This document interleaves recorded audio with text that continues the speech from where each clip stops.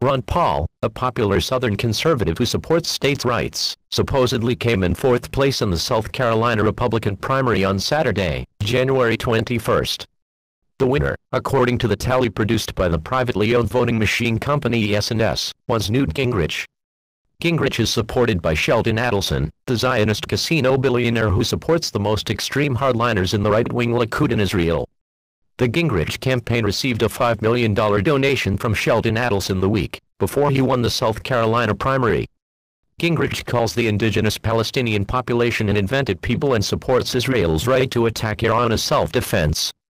Gingrich told CNN he would help Israel attack Iran and would move the U.S. Embassy to Jerusalem on his first day in office by executive order. It's 3 a.m. You're president of the United States. Your national security advisor. We're replaying the Hillary. Your national security advisor calls you and says, "Mr. President, the Israelis have just bombed Iran's nuclear facilities." What do you do? Well, hopefully, they would have told me earlier in the day. Who's they? The national security advisor. They didn't know. Team. The Israelis did it without telling the United States. I think if I were president, the Israelis would have told us. Why do you say that? Because I am a clear ally of Israel. I am very close to Netanyahu. I would, and I've said publicly, I would rather plan a joint operation conventionally than push the Israelis to a point where they go nuclear. Because the Israelis are not going to tolerate an Iranian nuclear weapon. I mean, if the Israelis told you in advance, would you say go ahead and do it? If they told me in advance, I would say, how can we help you? You would actually participate in that? I'd provide them intelligence. I'd provide them logistics support. Look, and this is a line we have to draw. I mean, an Iranian nuclear weapon is potentially a second Holocaust. Israel's a very urban country. 2 or 3 nuclear weapons wipes out most of the Jews in Israel. I believe Ahmadinejad would do it in a heartbeat. I mean, when you have people who put on bodysuits to walk into a crowded mall to blow themselves up, you better believe they'd put on a nuclear weapon.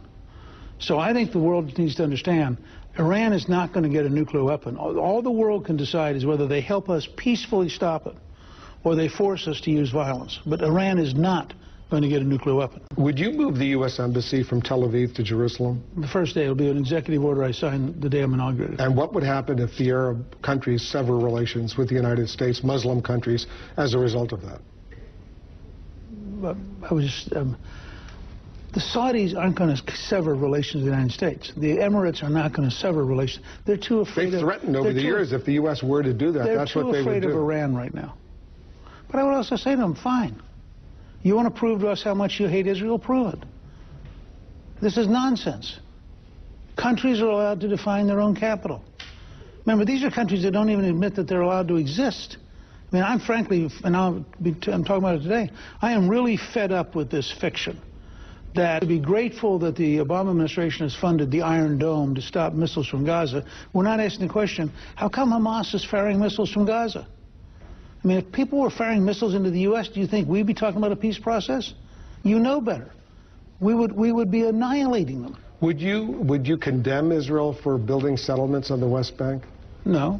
That's part of the Every U.S. president since '67 has said those settlements are illegal. Look, I have a totally different view.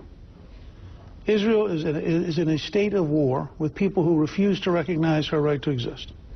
If you're in a state of war, well, I'm not prepared to say to the only democratic stable ally in the region, you have to hit a separate standard.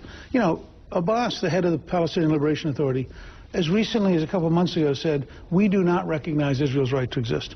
In November, the PLA ambassador to India said, anybody who thinks there's any gap between us and Hamas is kidding themselves. We do not recognize Israel's right to exist. These are the so-called moderates. Now, why should you say to the Israelis, please don't offend people who openly say they want to wipe you out? These are the hardline positions Adelson is paying Gingrich to espouse. Mitt Romney is supported by the Crown family of Chicago, a Zionist family that is closely connected to Israeli military intelligence. Newt Gingrich, on the other hand, is supported by Sheldon Adelson, a Zionist billionaire who works closely with the same people. Are these different factions, or is this a Zionist plot that has the same goal? The Zionist strategy is to stop the very popular conservative Ron Paul. Because there is obviously no candidate that can beat Paul in popularity or on the issues, the Zionists are supporting a slew of venal candidates in order to steal as many votes as possible from Paul. These candidates are essentially a gang of Zionist-funded candidates who form the anti-Paul coalition,